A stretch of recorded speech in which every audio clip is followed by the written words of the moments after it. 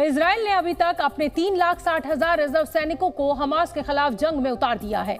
आपातकालीन युद्ध की स्थिति में सेना को मजबूत करने के लिए इजराइल में रिजर्व आर्मी है। इस बीच इजराइल के पूर्व पीएम नफ्ताली बेनेट ने भी इजरायली डिफेंस फोर्सेज की रिजर्व बटालियन को ज्वाइन कर लिया है। उन्हें आईडीएफ कैंप में रिजर्व सैनिकों के बीच देखा गया। नफ्ताली बेनेट इजरायली सेना में कमांडर रह चुके हैं। इजराइल में 18 वर्ष से अधिक उम्र के सभी नागरिकों के लिए सैन्य सेवा अनिवार्य है। इस वजह से कई दूसरे राजनेताओं ने भी इजरायली सेना की अपनी अपनी यूनिटों को ज्वाइन किया है। इजराइल के पास करीब 5 लाख रिजर्व सैनिक हैं, जबकि उसके पास 1.5 लाख से अधिक सक्रिय सैनिक हैं। इजराइल के प्रधानमंत्री बेंजामिन नेतन्याहू ने आतंकी संगठन हमास को जड़ से खत्म करने की कसम खाई है। नेतन्याहू की शपथ पूरी करने के लिए दुनिया भर में बसे इजरायली नागरिक अपने मुल्क लौट रहे हैं। वतन वापसी कर रहे इजरायली नागरिक अपनी देश की सेना के साथ कदम से कदम मिलाकर आतंकी संगठन हमास के खिलाफ जंग के मैदान में उतरने को आतुर दिखे। राजस्थान के पुष्कर से भी कुछ इजरायली नागरिक अपने मुल्क लौट गए हैं, लेकिन लौटने से पहले इजरायली नागरिकों ने कहा कि इस बार वो हमास का फाइनल हिसाब करना चाहते हैं। Some of our friends are still kidnapped in Gaza by Hamas. We don't know where they are and what's going to be with them.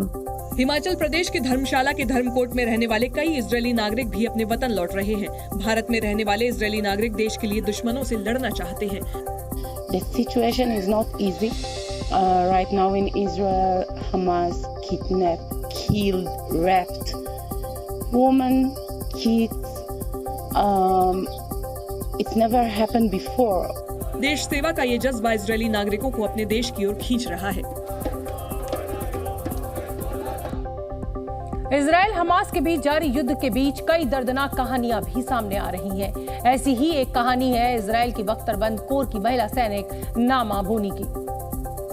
19 साल की नामा बोनी हमास के हमले में घायल हो गई थी, जिसके बाद उसने किसी तरह छिपने का एक ठिकाना ढूंढा और अपने परिवार को आखिरी संदेश भेजा। बोनी ने लिखा, मुझे आप सभी की बहुत चिंता है। मेरे सिर में चोट लगी है। आसपास मौजूद कोई भी आतंकवादी मुझ पर गोलीबारी शुरू कर सकता है। मैं इस समय गोलानी ब्रिगेड के घायल सैनिक के साथ हूँ और कोई अतिरिक्त सहायता उपलब्ध नहीं है। हमास के हमले के वक्त नामा बोनी आर्मी बेस के एंट्री गेट पर तैनात थी। आतंकी हमले के बीच बोनी ने एक और दर्दनाक मैसेज अपने परिवार को भेजा था। मैं किसी के चिल्लाने की आवाज सुन सकती हूँ और ऐसा प्रतीत होता है कि कोई मारा गया है। नामा बोनी सिर्फ 7 महीने पहले इजरायली सेना में भर्ती हुई थी। हमले में घायल होने के बाद बोनी को अस्पताल में भर्ती कराया गया, लेकिन बाद में उनकी मौत हो गई। इस बीच मिस्र ने गाजा के नागरिकों को अपने देश में शरण लेने से रोकने के लिए राफा बॉर्डर क्रॉसिंग को पूरी तरह से बंद कर दिया है। इजरायली हमले और ब्लॉकेट से बचने के लिए फिलिस्तीनियों के लिए यही एक रास्ता था, जिसे मिस्र ने अनिश्चितकाल के लिए बंद कर दिया है। मंगलवार को मिस्र से कई ट्रक राहत सामग्री लेकर गाजा जाने के लिए रफाह बॉर्डर पर पहुंचे थे, लेकिन उन्हें वापस भेज दिया गया। मिस्र ने गाजा के शरणार्थियों को सुरक्षित गलियारा देने के प्रस्ताव को भी खारिज कर दिया है। मिस्र के राष्ट्रपति अब्देल फतेह अल सीसी का कहना है कि मिस्र इस मुद्दे को दूसरों की कीमत पर निपटाने की अनुमति नहीं देगा। राफा मिस्र के सिनाई प्रायद्वीप और गाजा की सीमा है। इजरायल के हमलों से बचने के लिए गाजा के करीब 23 लाख निवासियों के लिए राफा ही एकमात्र क्रॉसिंग पॉइंट है। यहाँ से वो मिस्र में शरण लेना चाहते हैं। घनी आबादी वाला गाजा समुद्र से और इजरायल से घिरा हुआ है। इजरायल ने गाजा की पूरी तरह से घेराबंदी की हुई है।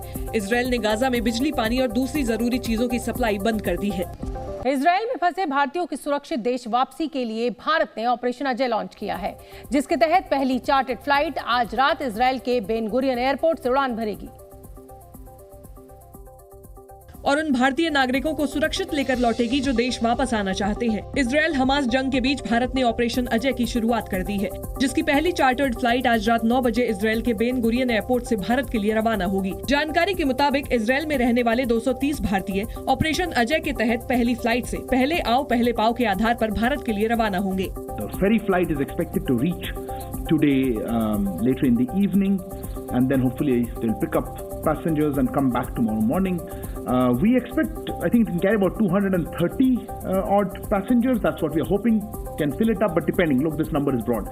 ऑपरेशन अजय के तहत कई फेज में भारतीयों को इजरायल से निकाला जाएगा, जिसके लिए इजरायल में मौजूद भारतीय दूतावास वहां रह रहे भारतीयों की जानकारी जुटा रहा है। We would request Indians in Israel, if you haven't registered with the embassy, please do register with the embassy.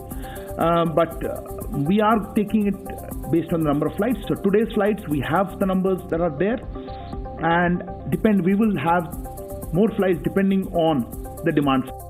Bharat ने इन चार्टर्ड फ्लाइट्स की व्यवस्था उन लोगों के लिए की है जो इजरायल से लौट नहीं पा रहे हैं, क्योंकि जंग के हालात को देखते हुए कई एयरलाइंस ने अपनी उड़ानें रोक दी हैं। इजरायल में करीब 18,000 भारतीय हैं, जिनमें छात्र, नौकरी पेशा, हीरा व्यापारी और IT सेक्टर के कर्मचारी शामिल हैं। ऐसा पहली बार नहीं है जब भारत ने दूसरे देशों में रह रहे अपने नागरिकों की सुरक्षित वापसी के लिए कोई ऑपरेशन चलाया है। जब भी दुनिया के किसी भी हिस्से में भारतीय नागरिक संकट में फंसे हैं, भारत सरकार उनको सुरक्षित घर लाई है। इसी साल अप्रैल में सूडान में गृह युद्ध के बीच भारत ने ऑपरेशन कावेरी शुरू किया था और वहां फंसे 4097 लोगों को बाहर निकाला था, जिनमें 136 विदेशी नागरिक भी शामिल थे। रूस यूक्रेन जंग के दौरान भारत ने फरवरी 2022 में ऑपरेशन गंगा लॉन्च किया और यूक्रेन में फंसे 18,282 लोगों को सुरक्षित बाहर निकाला। 2021 में जब तालिबान अफगानिस्तान की सत्ता पर काबिज हुए तो वहां के हालात बिगड़ गए, जिसके बाद भारत ने ऑपरेशन देवी शक्ति के तहत 669 लोगों को वहां से निकाला। 2020 में जब पूरी दुनिया कोविड की जानलेवा लहर की चपेट में थी, तब भारत ने ऑपरेशन समुद्र सेतु चलाया और अलग अलग मुल्कों से 3,992 लोगों को बाहर लाया गया। 2015 में भारत ने ऑपरेशन मैत्री लॉन्च किया था, जिसके तहत नेपाल में आए भूकंप के बाद 170 विदेशी नागरिकों समेत 5,000 से ज्यादा लोगों को निकाला गया था। 2015 में भी भारत ने यमन सरकार और हैती विद्रोहियों की जंग में फंसे भारतीयों को निकालने के लिए ऑपरेशन राहत चलाया था और यमन में फंसे 5600 से ज्यादा भारतीयों को सुरक्षित निकाला था।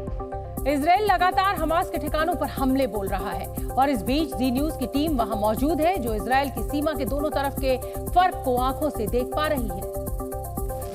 एक तरफ इजरायल गाजा बॉर्डर के उस तरफ मौजूद हमास के अड्डों पर हमले कर रहा है, तो वहीं इजरायल की सीमा के अंदर लोगों को हमास के हमलों से बचाने की तैयारी की जा रही है। और यहाँ पर आप देखिए रेडीमेड जो बंकर्स हैं उनको लाया जा रहा है, ताकि जो लोग यहाँ पर मदद के लिए, सेना के लिए पहुंचे हैं, उन्हें किसी भी आपात स्थिति में इन बंकर्स में जगह दी जा सके।